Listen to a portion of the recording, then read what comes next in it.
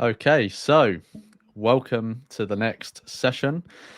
So, hopefully everyone was able to get a bit of a break because I know there was only a couple of minutes there. But welcome to the next session. So this one is with Matti Häyry. So this session is the last one for today, and Matti is going to be talking about antinatalism and extinction. But before we actually get on to the talk, I'm going to give a bit of an intro. But remember, if you have questions for Matti throughout the talk, then send them into the form and we will get to them near the end. So Matti is a philosopher, and he's been a should we say a beacon of antinatalism in academia in Finland.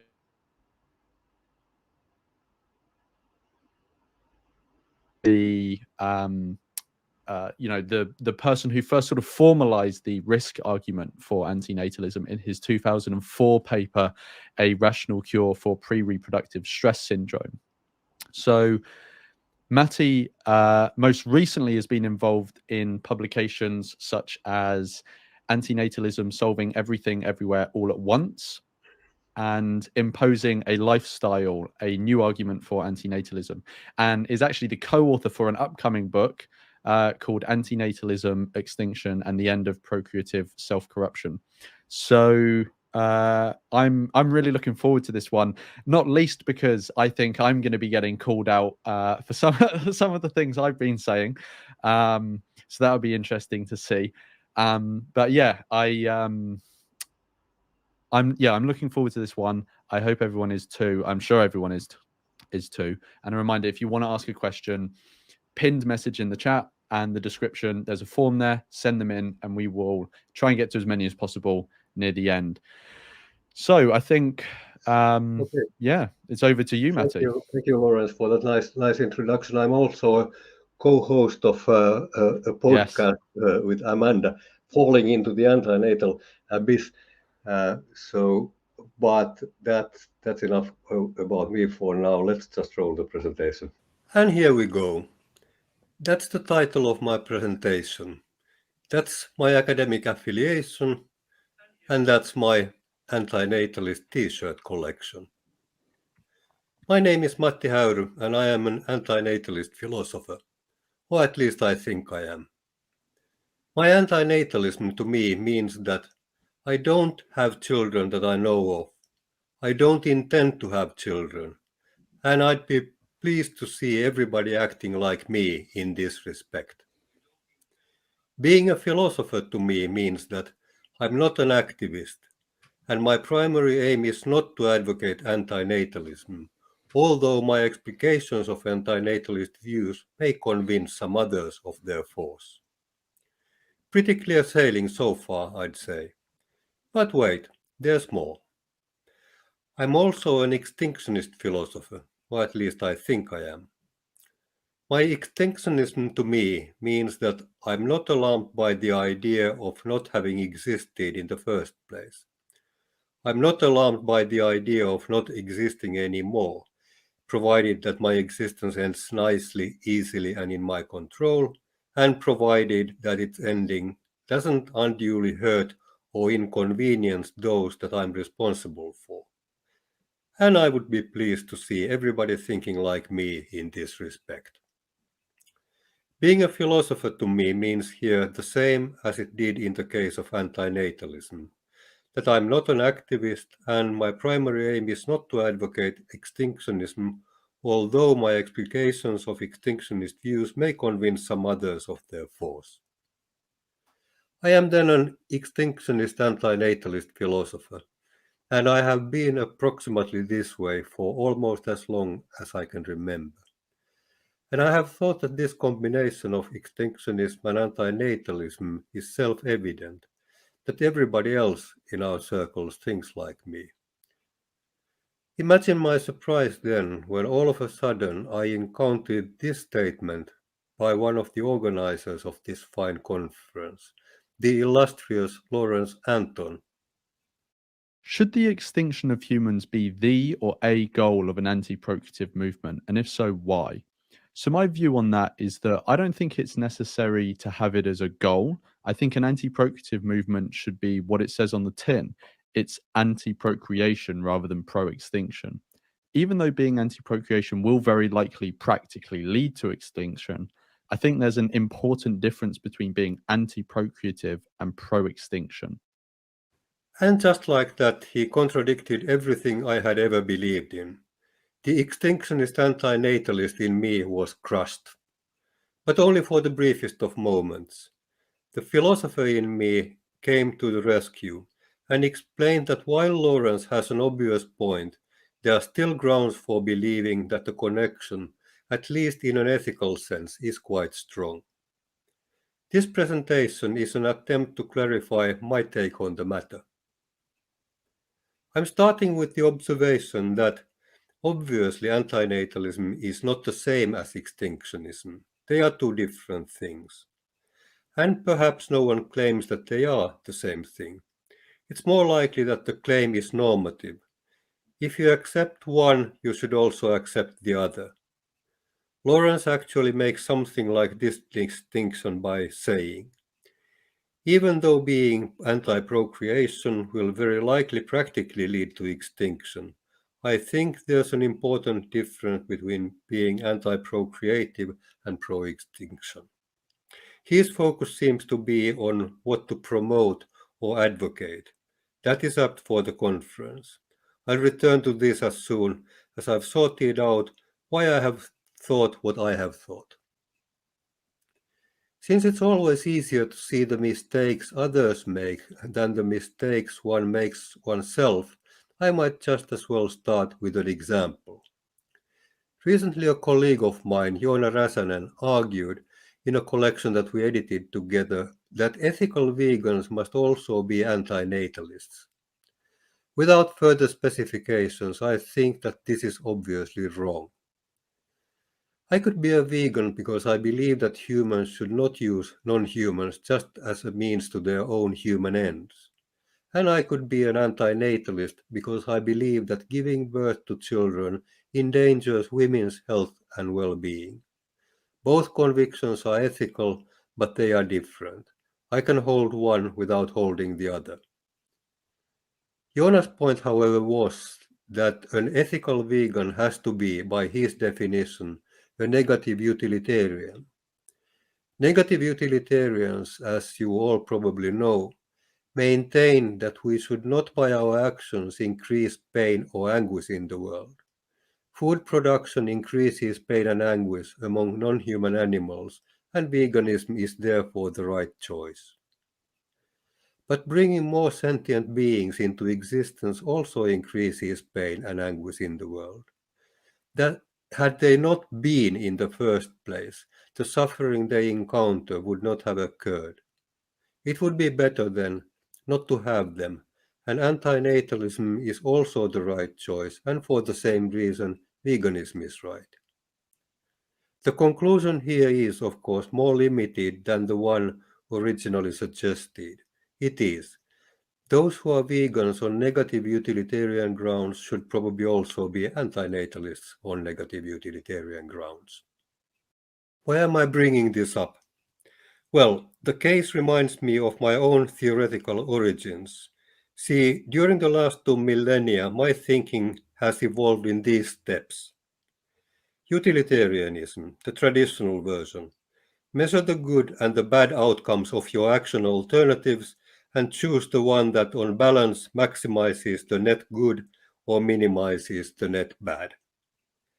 Negative utilitarianism. Forget about the good and concentrate on the bad. Don't choose an action alternative that promotes suffering. Extinctionism. Admit that as long as there are sufferers, there is suffering. Remove sentient beings from the equation and stop the suffering. Antinatalism. Realize that all other ways of removing sentient beings from the equation will probably just promote more suffering, and that the kindest way to proceed is to stop reproduction. These steps in my thinking are partly, but only partly, well documented. Utilitarianism. Yes, clearly in my 1994 book, Liberal Utilitarianism and Applied Ethics. I flirted with negative utilitarianism, but the idea of human extinction was so unpopular that I retreated to a more traditional version. Negative utilitarianism, yes, but in its full form only earlier this year in my article Exit Duty Generator. It was budding already in my 1995 paper, Is it undesirable that children are born infected with HIV?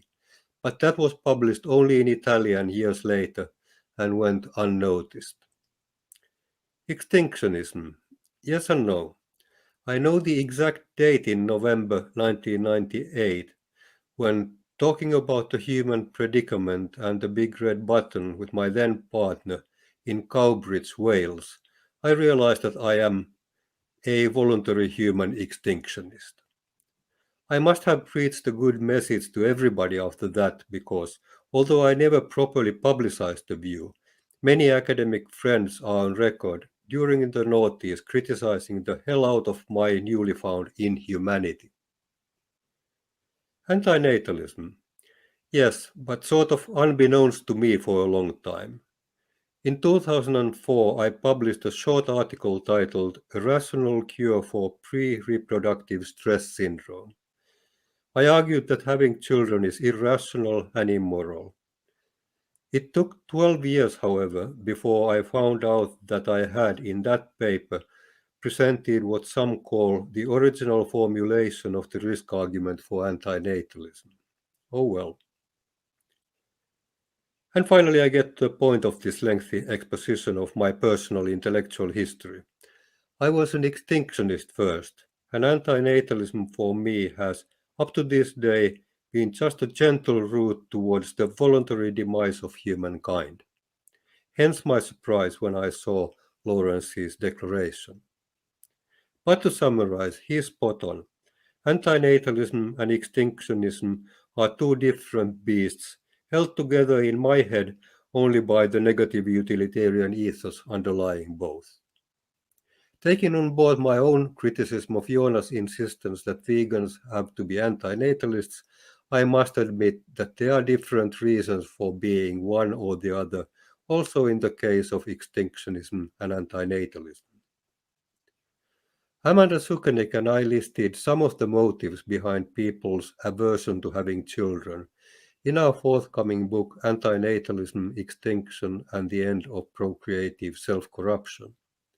The list is partly jocular, but Amanda assures me that this is the landscape we must enter if any dream of anti-natalist advocacy is to come true. This is what we came up with. Population growth degrades the natural environment. The world is a bad place and should not be populated more. Reproduction requires sex, and sex is a sin. Our children's lives would be bad. We do not have their permission to bring them into existence. Life is suffering, and we should not contribute to its continuation. Children are a burden. Children are a nuisance. Men are evil. Women are evil. Human beings are evil. Humankind inflicts suffering on other species. My life sucks. I wish I were dead. I wish I had never been born. My life has no meaning. Human life has no meaning. Life has no meaning. The list can go on. It is, to say the least, a mixed bag. You may agree or disagree, or maybe your pet reason is not included, but one thing is clear. Most of these are real-life motivations for being an anti-natalist, and not all of them have anything to do with extinction. Extinction of some kind is, however, an inevitable consequence of consistent anti-natalism. If no one has children anymore, humankind will meet its demise within a century or so. If that sounds too sudden, there are alternatives, of course. If every reproductive couple only has one child, and if they all have the one child in their early 30s, we get from the current 8 billion human beings to zero in about 33 generations, or 1100 years. Some people, notably David Pearce, who is with us today, say that humankind will never assume reproductive policies like these. Therefore, they continue, we should aim to reduce suffering and to increase happiness by other methods, technology, medicine, genetics, and the like. If all suffering could indeed be eliminated by technological means, negative utilitarians should have no ethical complaints. I have a conceptual complaint, though. If humankind continues to reproduce without a time limit, in what sense are we talking about anti-natalism here? David Pearce has called himself a soft anti-natalist because he has no children and no wish to have them. He can, of course, use that name as long as we keep one thing in mind. It is that his personal choice has no necessary connection with his views on technology and the hedonistic imperative, exquisite creations that they are. Negative utilitarianism or utilitarianism more generally could dictate both, but living happily ever after is not anti-natalism.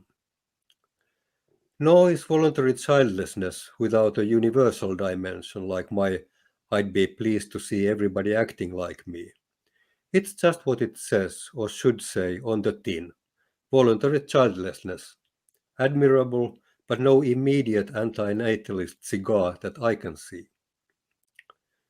Vocabulary aside, however, the very real question raised here is more general. Is it at all realistic to think that humankind would ever stop reproducing? Is all this just chasing shadows? Two answers offer themselves, a historical one and a normative one. What I say here is based on my investigations and analyses with Amanda Sukenik for our publications. The historical response is that it's early days yet. Human beings want to have sex, and sex has been inexorably linked with reproduction throughout history. The link is gradually breaking, at least in the global north. Contraception and reproductive autonomy are already at work. I know that most of us, want the change to happen now, or preferably yesterday. But if that's not realistic, maybe the acceptance of a slower pace would be advisable. Continue knowing the foundations of pronatalism in the sure and certain hope of better times ahead, maybe. Normative response is to turn inwards a little, away from the world-embracing concerns of utilitarianism and related consequentialist views. I can at least retain my own purity in this matter and let other people know about my reasons. Perhaps some of them will follow suit. And whatever others do, I'm not chasing shadows here. My decision not to reproduce prevents the coming to existence of at least one line of sufferers. Good for me, good for them. There. It has been demonstrated that some humans can stop having offspring. Not enough, but it's a start. All this has been explained in more detail in Antinatalism Extinction and the End of Procreative Self-Corruption, which will be available soon online, open access. When that one inevitably goes viral and the airport sales of the hard copies start producing millions and millions, Amanda and I should perhaps start a pension fund for antinatalists. Isn't that what concerns the pronatalists? Who will look after them in their old age?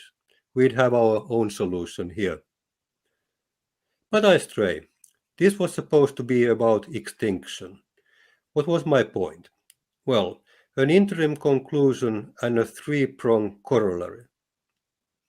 Antinatalism proper, consistent antinatalism, leads to voluntary human extinction.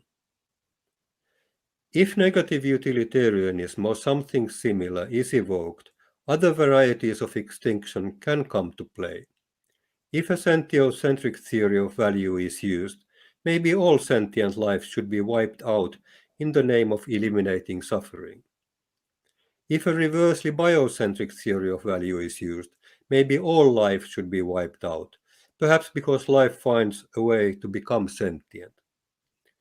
And if the analysis is not confined to carbon-based life, maybe machine sentience, self-awareness, and so on should not be developed.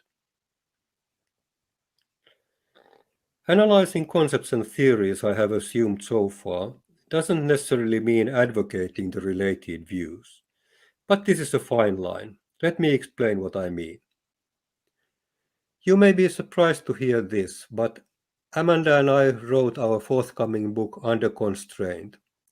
Our supervising production editor at Cambridge University Press made it clear to us in no uncertain terms that there is to be no advocacy of anti-natalism in the text. Now, this is highly unusual and probably breaks a couple of the laws of the game in passing.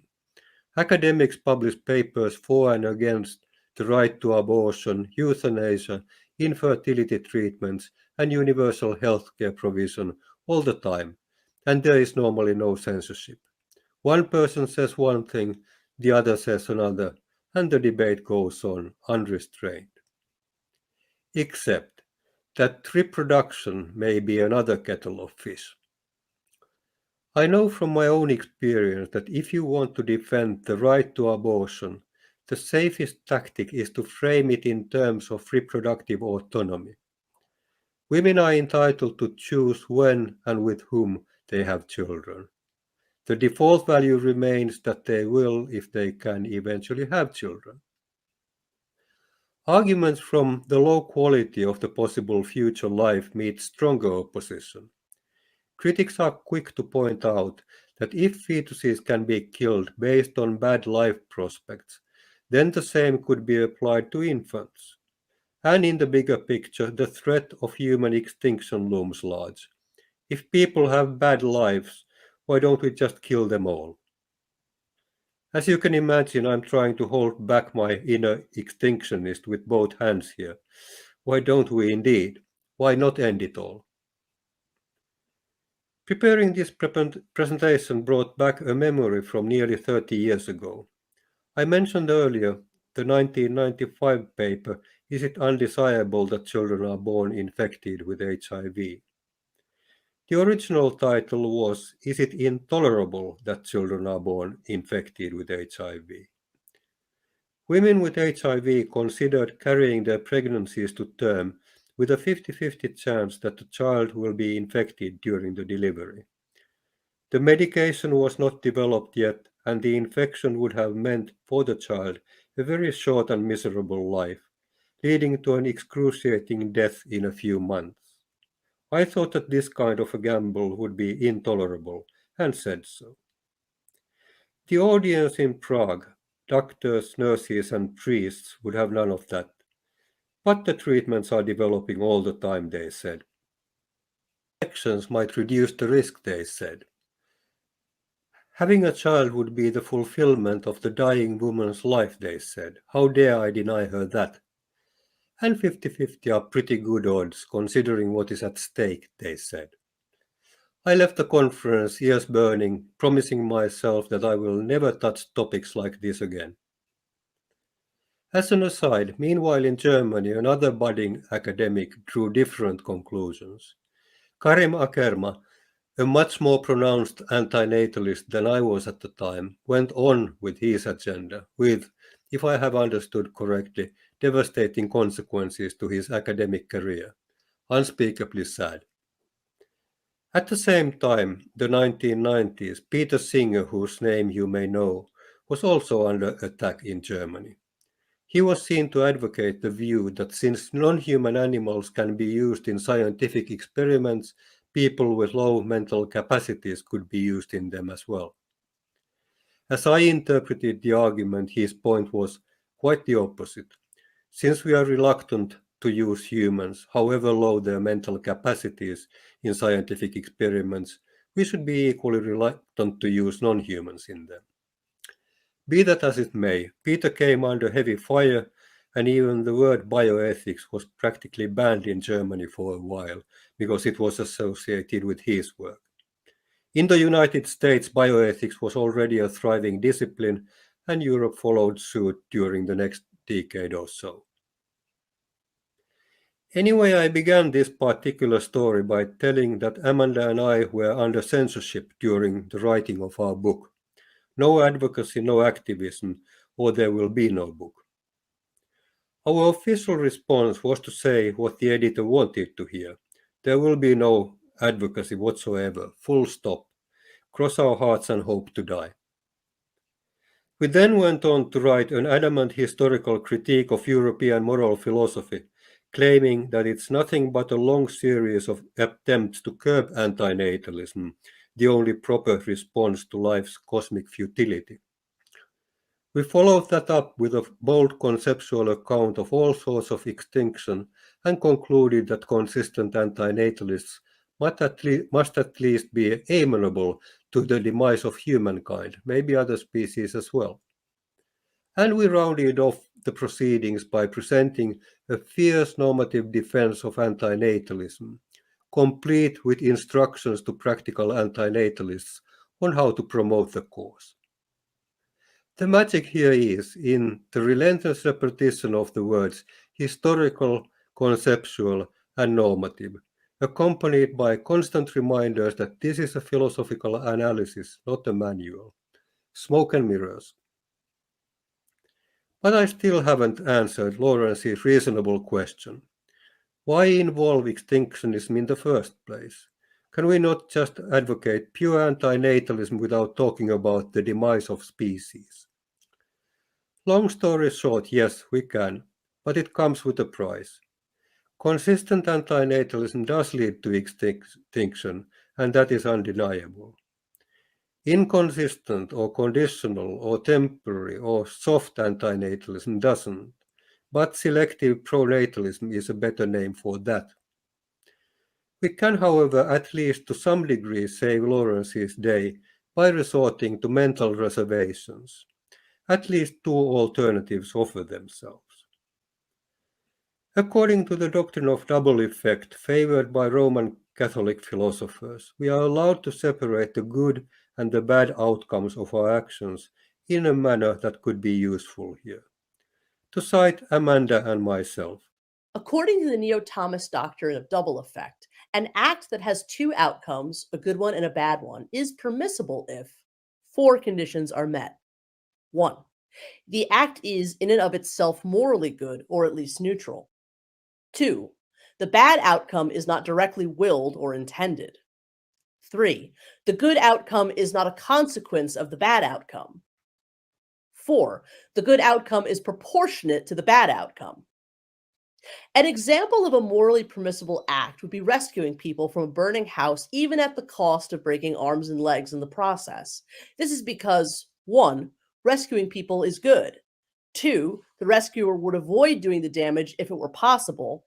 3. The broken limbs do not cause the survival of the rescued. And 4. Saving lives at the cost of inflicting reparable harm is proportionate. Could the doctrine be applied to the case of antinatalism and extinction as well? You can find our full answer in the book, but one thing stands out. The third condition, that we are not allowed to do evil to achieve good, might well be the motivation behind Lawrence's plea. The point would then be that extinction by antinatalism can be at least endurable, while antinatalism by extinction, say by the big red button, cannot. For an extinctionist, this doesn't make any sense, but whatever. The second mental reservation model can be derived from Immanuel Kant's famous moral philosophy, and the Argentinian-Brazilian anti-natalist Julio Cabrera has in fact suggested something like it. According to Cabrera, we have a duty not to have children, because both procreation and education involve manipulation that cannot be accepted. This idea can be combined with the Kantian notion of duties dictated by the moral law. Fulfilling these duties may, Kant conceded, sometimes lead to really bad consequences. Lying, always forbidden by the moral law, is forbidden even if we could save a life by straying from the truth. A murderer asks whether the intended victim is upstairs, and you have a duty not to lie. Similarly, we may have a moral duty not to have children, although we know that not having children, if observed universally, leads to human extinction. Even if human extinction is seen to be evil, the duty stands. And this is how a non-extinctionist anti-natalist can justify the view that only anti-procreation is intended. The rest is just collateral damage. The more general message here could be that merely looking at the outcomes, suffering and misery, may have to be complemented by some rule-based thinking to get the anti-natalist message through more widely. Also, you can put a sordino on extinction talk, as long as you remember that by advocating anti-natalism consistently, you also promote, however indirectly, the eventual demise of at least our species. Thank you. The first question I want to kick off with, and this is more just to, because I know there was a lot of information in there, so this is more just to get a sort of encapsulated answer for people at the back of the class who maybe weren't, keeping up with everything. So in your opinion, can antinatalism legitimately be separated from pro-extinctionism?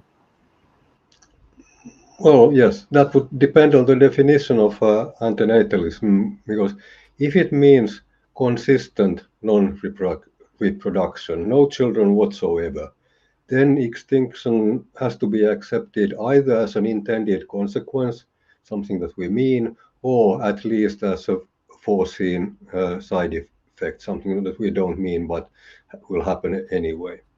Of course, if antinatalism just means having less children, then extinction doesn't come into this picture at all. But it's just that I personally fail to see why antinatalism would be defined as having less children when we can define it as having no children. Yeah, no, thank you for that. So my first proper question that I wanted to dig into is, so the ethics of extinction seem to change depending on the moral status, should we put it, of the beings whose extinction we're considering. So in theory, human extinction can occur entirely voluntarily. Just everyone just throws up their hands and, we sort of fade into the abyss as no one procreates. But in your upcoming book, you deal with the topic of non-human animals, or even aliens and their extinction. How do the ethics of extinction change between the circumstances where the beings in question are moral agents deciding for themselves to become extinct, and where moral agents are deciding on behalf of other non-moral agents for them to go extinct? How do those two things differ, and how do they change the ethics of extinction? Okay, that's a very good question. Do we have 2 hours? I think that I need about that to answer this one. Well, anyways, it's a good question, and it's really easy to answer if your moral theory is traditional negative utilitarianism, because if it is, then you have a duty not to eliminate suffering, both that of your own species and that of other species. So extinction all around, no problem.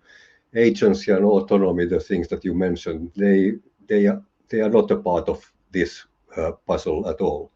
But if your moral theory is something else, it's a different matter. And I have myself struggled with this for years and years and years. So for me, it's kind of clear that factory farming should be stopped.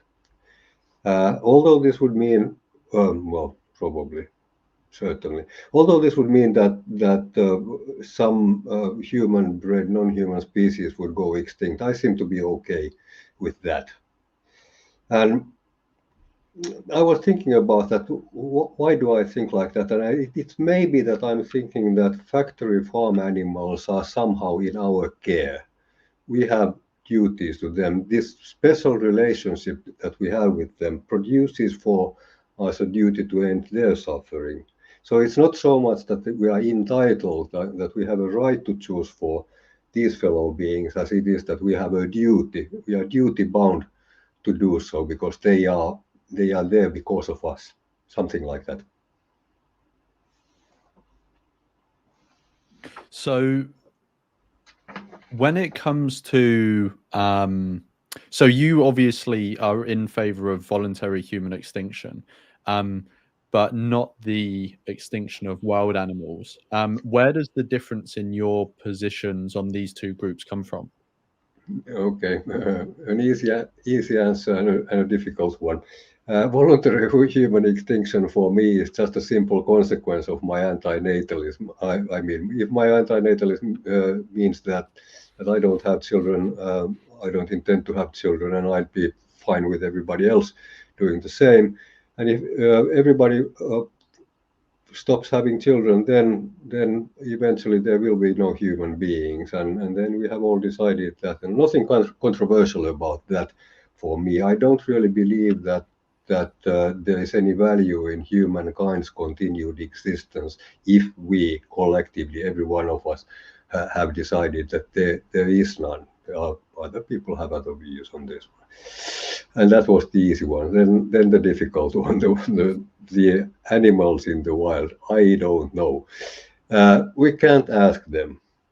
And they are not in our custody like factory farm animals are, the explanation that I just made up and inserted into my previous answer. And now I don't know. I can only report my thinking here. I think that they may have some life force of their own that we cannot understand and that we should respect. An analogical case for autonomy. I'm all for human autonomy. I'm not killing humankind without everybody's permission here. Well, I might, but that's the other thing. But anyway, if people choose to go extinct, that's their choice, our choice.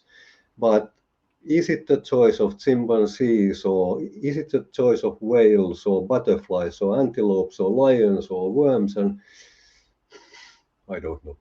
And this is why I'm more cautious about that. Having said that, of course, as far as I know, life in the wild is pretty miserable.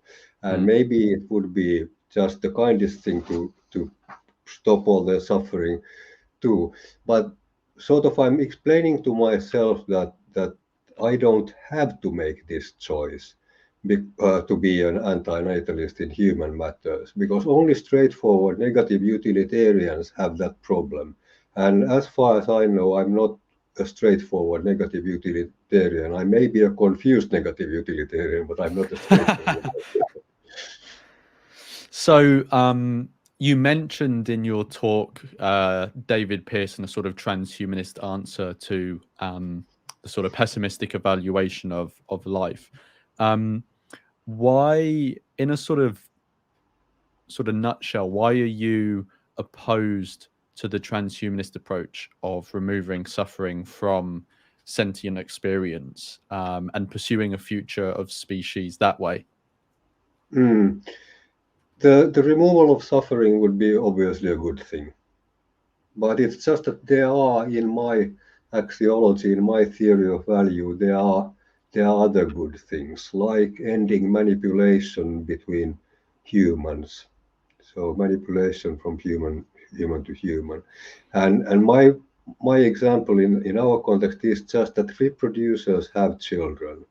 And then to justify their choice after the fact, they have to tell their children to have children of their own as well. Because if they tell them not to have children, then children will ask them, Mommy, Daddy, well, am I unwanted then? And then it just goes on. And then you have to explain your children that you have to have children. And on it goes, the imposition of the reproductive lifestyle, the imposition of the reproductive breeder's mentality. So even if physical pain, this is to answer your transhumanist removing pain thing, even if physical pain in some simple form could be removed from human lives, then there's the possibility, and I think probability, that frustration and anguish about unequal power relations would still continue, and the world without the ouch effect would not be a paradise, happiness machine or no happiness machine, something like that. Yeah, and you were kind enough to send me over some material of your upcoming book, and in it you talk about how you sort of view transhumanism as a sort of tech optimism and naivety, and I wanted to ask you, do you think that placing the emphasis of the answer to the the pessimistic value of life on voluntary human extinction is also liable to the same accusation of optimism and naivety when it comes to how plausible it actually is to expect to achieve this? Because voluntary human extinction, First of all, I do think that transhumanism is a bit naive, but that's just my experience. I've been in this racket for 40 years, and transhumanism, that particular kind, has been around for that 40 years, and I don't see any real development. I know that David Pearce said in a few hundred years, but then that's an awfully long time, and I don't see anything happening. We have more and more gadgets. We may yet fly to the Mars, but I see misery just increasing in the world. So your question then is that if I'm thinking that that's naive, transhumanism is naive, and I think, then would it be naive to think that people stop reproducing as well? Yes, absolutely. That's another thing. So suffering will not be eliminated in our lifetime. Reproduction will not stop in our lifetime. These are wishful thinking. But there is, I think, an important difference in that one is doing a good thing and the other is not. Transhumanism relies, at least in all its current forms that I know of, it relies on perpetual growth, so economic growth, material growth, and that is only making things worse on our limited planet, with some ecological boundaries. And now anti-natalism, as far as I can see, is offering the opposite, degrowth, or if that's too thick a concept, then something a little bit of toning down. So anyone joining the anti-natalist quest is already a virtuous person, breaking their own omelas, not creating their own omelas, child and what have you, eliminating at least one family line of suffering. But transhumanists, I don't want to accuse anyone, but it's just possible that they are just perpetuating the lifestyle of suffering. And in again in your upcoming book, you mentioned the sort of famous, infamous red button thought experiment. Can you, just for anyone in the audience who may not be familiar, can you explain what that thought experiment is, and whether you think it's actually useful in discussions about antinatalism? Sure, yes. First of all, I think that most people here know what the big red button is. It's an imaginary device for ending all life, all sentient life, or making the whole universe disappear, depending on your definition. It's just you only have to press the button and everything is gone. Is it useful? Well, it's useful for testing your intuitions about extinction, I think. If you think you could or should press it, then you're an extinctionist. You don't then hold human life or sentient life or life in general in any particular awe. And then most people are likely to think that you are a nihilist, cynic, pessimist, and an all-round horrible person. And that's at least the reaction that I get. And then I smile a lot, and they get confused. When I'm being interviewed for anti-natalist media, the hosts always want to know what my personal take on the big red button is. Could I press it? Would I press it? Should I press it? And I have different answers to these all. I could. Down there, gone. I probably would. but I couldn't tell anyone beforehand because it's, well, I'll explain that in a bit. But should I am absolutely in two minds about this. The idea of removing all suffering is tempting. John, God. But then what about my grand talk about autonomy and life force and whatever Elan Vital I've just mentioned? What happened to those? I don't know. I'm thinking that luckily I don't need to know because the big red button is a thought experiment. I'm stressing that it's a thought experiment, not to be confused with reality in any way. And this is why I probably wouldn't and couldn't tell anyone. Because if someone started building a real life device like that, I fear that it would just end up in tears. People are by and large idiots, and the result would be a nuclear holocaust or something worse. Some life would be wiped out, the rest would be remaining in even more horrible conditions. But your question was, is it a useful tool for in discussions on anti-natalism? Well, it's not an anti-natalist tool as such. It's an extinctionist tool. As I see it, it can only serve to reinforce the distinction that you have made between the two isms. It's all about the order of things. You can, like yourself, say that extinction by anti-natalism, by not having children, would be all right. So if you do it in that order, but then you can still say that anti-natalism by extinction, that you stop having children by what on, you can still say that there's something wrong with that. So that's fair enough. You're right. And so I've talking half an hour for nothing. So I've got one more prepared question, and then we'll go on to audience questions. We might only have time for one or two. But so my last question is, so again, in your incoming, well, it is incoming, but incoming, upcoming book, you speak about anti-AI natalism. So the opposition to the creation of artificial sentience that, may or may not be, possible, which, was discussed with David Pearce earlier. So you also speak about a thought experiment by Thomas Metzinger known as the Barn Benevolent Artificial Anti-natalism thought experiment. So in this thought experiment, Thomas basically asks us to imagine that a super clever and super compassionate machine could come to understand that humans suffer, but humans are also too biased towards towards existence, to escape their condition themselves. And so the machine could facilitate an ethical extinction. How do you think about, or how do you think antinatalists should view the creation of artificial sentience, given this, bearing this thought experiment in mind?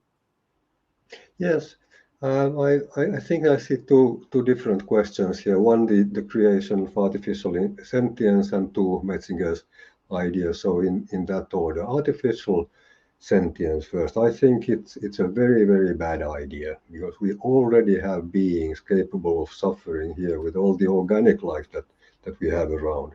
And now someone would like to develop machines that can suffer, which is utter nonsense and unkind to the greatest possible degree, especially thinking that then if this is machines, then it goes to mass production. And that means that we have millions, we have billions of new sufferers by that method. So come on, have a heart, have a brain. No, don't do it. So that was my take on developing deliberately sentient artificial intelligence. Metzinger's scenario, on the other hand, that gives me great hope. I mean, oh, fantastic. If only that were. We touch upon that with Amanda Sukenik in our book under the heading of Cunning of Reason.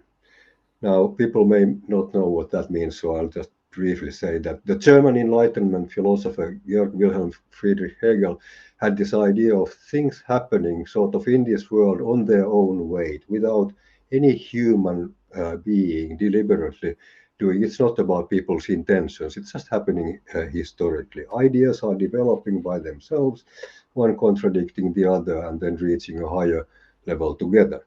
Now, maybe, just maybe, this is already happening in a world of technology, and we just haven't realized it yet. I mean, as we well know from the Terminator saga, the big machine in there, the Skynet, already became self-aware on August the 29th, 1997. So artificial intelligence has had ample time to develop, to hone the wisdom and compassion that Metzinger is talking about. So perhaps it is, perhaps Skynet or Barn or whatever is preparing to pull the plug as we speak. That would be a very welcome turn of events. Mm. So now I'm going to go on to we maybe only have time for one Okay. audience question. We'll see how it goes. But Yep. so this question. So other than voluntary, peaceful human extinction through non-procreation, are there other means of achieving extinction that you'd find acceptable? Are there any other ways of going towards not having children and perhaps going extinct? Yeah, Is that yeah, exactly. Okay. That you would Yeah. find acceptable, or do you reject There, all others? there are many ways. I think that Amanda and I are at the end of our book, the book that wasn't supposed to have any advocacy in it. I think that we are advocating 12 to 13 different solutions, starting with the big red button, then going on to the big blue button, which is that you take the reproductive capacity of people, and the big yellow button, which was something I don't remember what that one was. Then we had the big green button, which is the abolitionist thing, where the lion lies with the lamb. In the end, human beings will become perhaps softer or go away, and then all the other animals, non-humans, live in peace, and so on and so forth. And then there is the barn, that the technology, the cunning of reason, is already doing it, and then there are many other things. They are more lunatic than well, the next one is always more lunatic than the previous ones. So there is no. If the question was there any sensible way of getting there? Well, I don't know. That's why I'm saying, I said in my presentation and said now, that perhaps this is not about the consequences. Perhaps we shouldn't be just talking about the end result here. We should perhaps be more thinking about our own self-corruption, and thinking that once I don't breed, then at least that's me covered. Yeah, and obviously there can be debates around which one of those, or if any of them, are sensible. But other than complete voluntary human extinction, are there any that you personally think would be acceptable to pursue? I can't say anything about that, because if I really had the big red button, which is a thought experiment, so I don't have it, I would press it.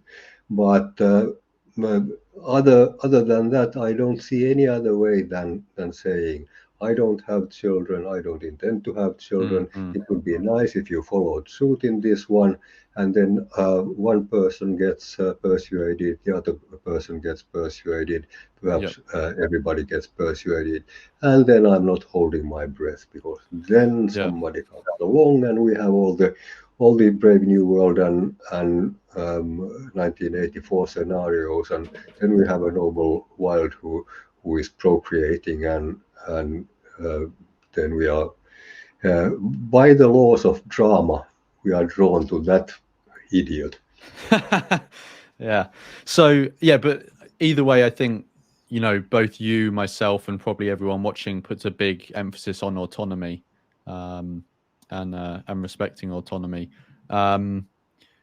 Cool. So I think we're not going to have time for another audience question, just because we've already run over by 6 minutes. But thank you everyone who did submit questions, and thank you, Matti, for coming on and being part of the first day of the conference and doing this session. We're going to move over into a closing, just a short closing remarks now. So I just wanted to say thank you again to Matti, and see everyone Thank in you the very much, closing remarks. Lawrence. It's been a pleasure. It's been an honor. Thank you. Thanks so much, Matti.